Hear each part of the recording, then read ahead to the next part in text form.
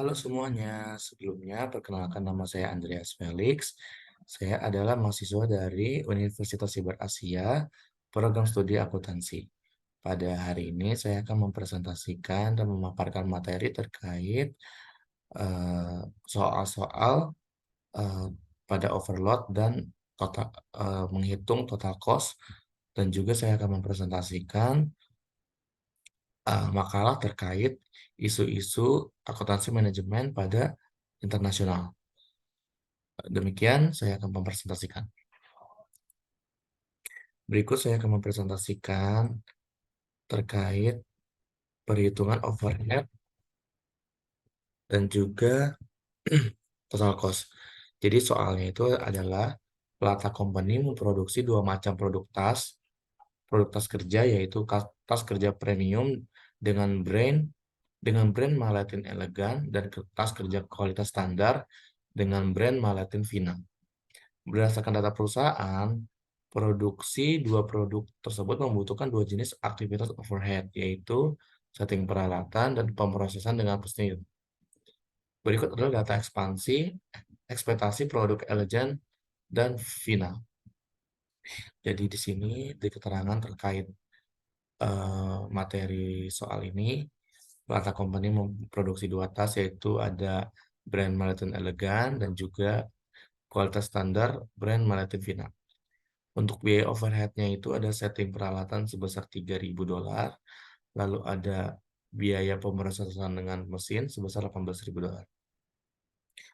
Untuk direct labor pada brand Elegan itu sebesar 9.000, lalu untuk direct labor pada Vina itu sebesar 3.000. Direct material pada Elegan itu sebesar $3.000, lalu untuk Vina sebesar 3.000. Unitsnya itu untuk Elegan adalah 3.000 units, untuk Vina juga 3.000 units. Setup hour-nya Elegan itu 100, Vina juga 100. Yang terakhir ada machine hour-nya, Elegan sebesar 500, Vina sebesar 4.500. Mari kita masuk ke dalam pembahasan dan penyelesaian soal. Jadi kita ketahui dulu ada overhead, biayanya 3.000, untuk setting peralatan pemrosesan dengan mesinnya 18.000. Nah, untuk data direct labor, direct material unit setup machine-nya itu kita buat perhitungan totalnya dulu. Jadi untuk direct labor 9.000 Elegan ditambah 3.000 Vina sebesar 12.000. Direct material 3.000 tambah 3.000 jadi 6.000. Untuk unitsnya 3.000 tambah 3.000 jadi 6.000 units. Untuk setup hour-nya dari 100 Elegan dan 100 Vina sebesar 200 totalnya. Untuk machine hour-nya dari Elegan 500 dan Vina 4.500, totalnya 5.000. Kita masuk ke pembahasan apa yang dipertanyakan. Yang pertama adalah alokasikanlah cost overhead pada produk dengan rate berdasarkan direct labor cost dan hitung total cost per unitnya. Jadi sebelum kita menjawab, kita perlu tahu tarif overhead itu perhitungannya adalah setting peralatan ditambah pemrosesan dengan mesin sebesar dibagi total direct labor cost. Untuk setting peralatannya tadi 3.000 ditambah dengan pemrosesan dengan mesinnya 18.000 dibagi dengan total direct labor dari Vina dan juga Elegan sebesar 12.000. Jadi untuk rate-nya sendiri itu sebesar 1,75 atau 175%. Nah, sekarang kita menghitung total cost per unitnya. Untuk total cost-nya itu, untuk Elegan, dari rate 1,75 dikali 9.000, lalu dibagi 3.000, sebesar 5,25 per unit. Untuk Vina, 1,75 untuk rate-nya dikali 3.000 dibagi 3.000, sama dengan 1,75 per unit. Itu adalah total cost per unitnya. Lalu untuk soal yang kedua itu ada pertanyaan mengenai alokasikanlah cost overhead pada produk berdasarkan driver tiap aktivitas yang paling tepat. Hitung total cost per unit. Jadi untuk mencari jawaban Atas soal tersebut, kita harus tahu tarif setting peralatannya adalah 3.000. Lalu kita bagi dengan total setup hour, yaitu 200 jam. Jadi untuk tarif setting peralatan itu adalah sebesar $15. Selanjutnya, tarif pemrosesan dengan mesin. Tarif pemrosesan dengan mesin, kita tahu dulu, tadi tarifnya adalah $18.000, dibagi dengan total dari machine hour sebesar 5.000 jam. Jadi untuk tarif pemrosesan dengan mesin itu sebesar $3,6. Berikut adalah penjelasan terkait materi soal dari uh, overhead dan penyelesaiannya.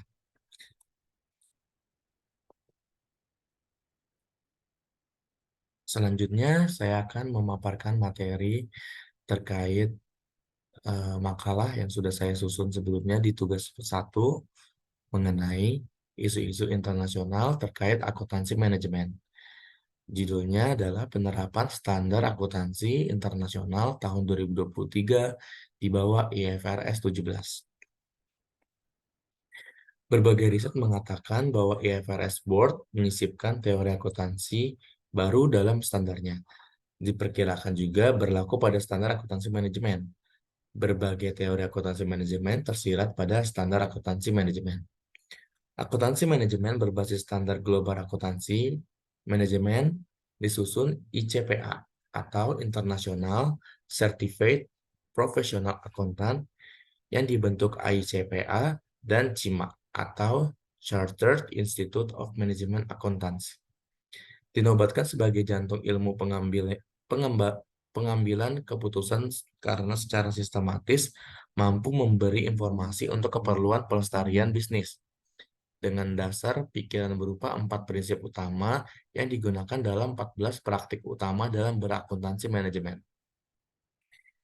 IFRS 17 sendiri adalah standar akuntansi keuangan yang dikeluarkan oleh International Financial Reporting System atau IFRS Board untuk mengatur perlakuan akuntansi yang disepakati secara internasional untuk kontrak asuransi.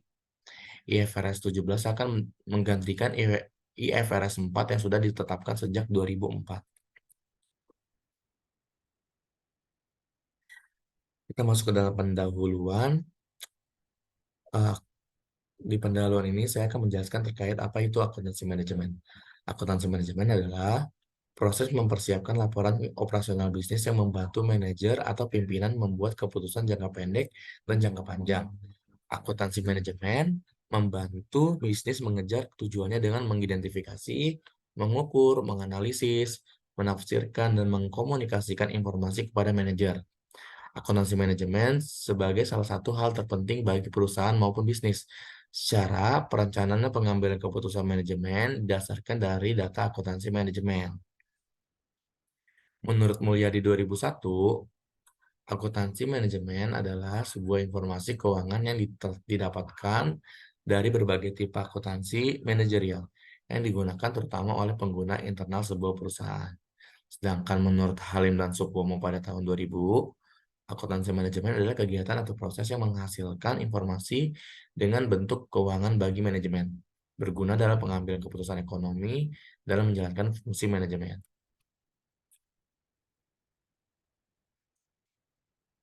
Selanjutnya, apa sih perbedaan antara akuntansi manajerial dengan akuntansi keuangan? Perbedaan utama antara akuntansi manajerial dan akuntansi keuangan berkaitan dengan penggunaan informasi yang dituju. Informasi akuntansi manajerial ditujukan untuk membantu para manajer dalam perusahaan membuat keputusan bisnis yang terinformasi dengan baik. Sementara akuntansi keuangan ditujukan untuk memberikan informasi keuangan kepada pihak-pihak di luar perusahaan. Akuntansi keuangan harus sesuai dengan standar tertentu, seperti prinsip akuntansi atau panduan akuntansi. Semua perusahaan publik diharuskan untuk melengkapi laporan keuangan mereka sesuai dengan aturan sebagai syarat untuk mempertahankan status mereka yang diperdagangkan secara publik. Sementara itu, dikarenakan akuntansi manajemen bukan untuk pengguna eksternal, maka dapat dimodifikasi sesuai kebutuhan pengguna. Contoh, manajer departemen produksi ingin melihat informasi keuangan yang ditampilkan dengan presentasi unit yang diproduksi pada periode tertentu. Sementara manajer departemen SDM ingin melihat grafik gaji karyawan selama periode tertentu. Akuntansi manajemen mampu memenuhi kebutuhan kedua departemen dengan menawarkan informasi dalam format apapun, serta bermanfaat bagi kebutuhan spesifik tertentu. Jadi fungsi akuntansi manajemen itu apa sih? Yang pertama, ada memprediksi bisnis di masa depan datang. Perkiraan membantu bisnis dalam pengambilan keputusan dan menjawab pertanyaan seperti haruskah perusahaan berinvestasi lebih banyak dalam peralatan, haruskah diversifikasikan ke pasar dan wilayah yang berbeda, haruskah membeli perusahaan lain. Akuntansi manajemen membantu menjawab pertanyaan-pertanyaan penting yang dapat memprediksi tren masa depan bisnis. Sedangkan yang kedua ada memudahkan keputusan bisnis. Informasi yang didapatkan dari akuntansi manajemen tentang biaya dan ketersediaan produksi adalah faktor penentu dalam pilihan keputusan bisnis. Data dari akuntansi manajerial memperdayakan pengembangan keputusan tingkat operasional dan strategis. Yang ketiga, memperkirakan arus kas. Memperkirakan arus kas dan dampak arus kas pada bisnis adalah hal yang sangat penting. Mempertimbangkan dari mana biaya yang akan dikeluarkan perusahaan di masa mendatang dan dari mana pendapatan akan didapat, membantu bisnis dalam melangkah lebih lanjut. Akuntansi manajemen yang melibatkan pembuatan anggaran dan tren digunakan manajer untuk memutuskan bagaimana mengalokasikan uang dan sumber daya agar menghasilkan pertumbuhan pendapatan di kemudian hari. Lalu fungsi yang keempat adalah menganalisis tingkat pengembalian. Sangat penting bagi manajer atau pebisnis untuk mengetahui tingkat pengembalian atau ROR sebelum memulai proyek yang membutuhkan banyak investasi. Pertanyaan penting yang dapat dijawab melalui akuntansi manajemen dalam ROR meliputi jika disajikan dengan dua peluang investasi, bagaimana cara memilih bisnis yang paling memberikan keuntungan, dalam berapa tahun perusahaan akan mencapai titik impas pada suatu proyek, dan berapa perkiraan arus kas. Fungsi yang kelima yaitu adalah perencanaan. Akuntansi manajemen tidak memiliki jadwal ketat seperti akuntansi keuangan. Hal ini sebenarnya membuat akuntansi manajemen sebagai proses yang berkelanjutan. Jadi informasi keuangan dan lainnya disajikan kepada manajemen secara berkala seperti mingguan, bulanan, dan kadang-kadang bahkan setiap hari. Oleh karena itu, manajer dapat menggunakan analisis dan data ini untuk merencanakan kegiatan organisasi. Misalnya, jika data terakhir menunjukkan penurunan penjualan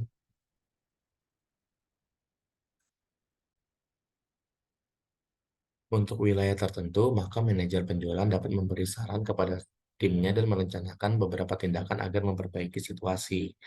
Lalu, untuk fungsi yang terakhir adalah identifikasi masalah bisnis. Jika beberapa produk yang tidak berkinerja dengan baik atau beberapa departemen mengalami kerugian yang tidak terduga, dan lain-lain. Akuntansi manajemen dapat membantu perusahaan mengidentifikasikan penyebab yang mendasarinya. Selanjutnya, apa sih tujuan akuntansi manajemen? Jadi tujuan dari akuntansi manajemen membantu manajer dalam perusahaan membuat keputusan. Akuntansi manajemen adalah proses mengidentifikasi, menganalisis, menafsirkan, dan mengkomunikasikan informasi kepada manajer untuk membantu mencapai tujuan bisnis. Data yang dikumpulkan mencakup semua bidang akuntansi yang menginformasikan manajemen operasional bisnis yang berkaitan dengan biaya produk atau layanan yang dibeli oleh perusahaan. Akuntansi manajemen menggunakan anggaran untuk mengukur rencana operasi bisnis. Sementara itu, laporan kinerja digunakan untuk mencatat penyimpangan hasil aktual dibandingkan dengan anggarannya.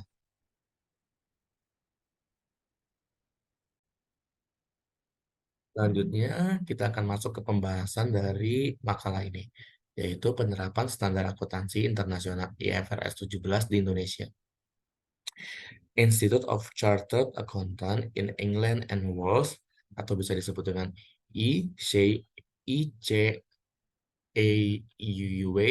mengingatkan bahwa standar akuntansi internasional baru di bawah International Financial Reporting Standard atau IFRS 17 yang berlaku mulai 1 Januari 2023 akan mentransformasikan banyak aspek di dalam industri keuangan asuransi. ICAO Regional Director Greater China and Southeast Asia Mark Billington mengatakan penerapan IFRS akan mengharuskan perusahaan asuransi untuk memiliki pelaporan yang lebih sistematis, sistem data yang lebih canggih, dan yang terpenting sumber daya manusia atau SDM yang mahir dalam bidangnya. Menurut Mark, kurangnya infrastruktur data serta SDM akuntansi dan aktuaria yang mumpuni di Indonesia menjadi tantangan yang perlu dijawab oleh para pelaku industri di negeri ini agar Indonesia siap menerapkan IFRS 17. IFRS 17 akan membawa transformasi dan modernisasi ke dalam industri asuransi di dunia, termasuk Indonesia. Standar ini akan berdampak pada hampir semua bagian utama dalam operasi bisnis asuransi, mulai dari akuntansi, aktuaria, IT, data, perpajakan, supervisi, penjualan, hingga manajemen SDM. IFRS 17 mengharuskan semua data di suatu perusahaan atau organisasi dicatat secara sistematis. Keharusan ini akan meningkatkan kebutuhan akan infrastruktur, sistem teknologi, serta tuntutan untuk data sistem yang lebih baik di dalam organisasi. Sistem yang saat ini digunakan oleh industri asuransi seperti sistem aktuaria, keuangan, dan pelaporan akan perlu diperbarui dan bahkan dibangun ulang.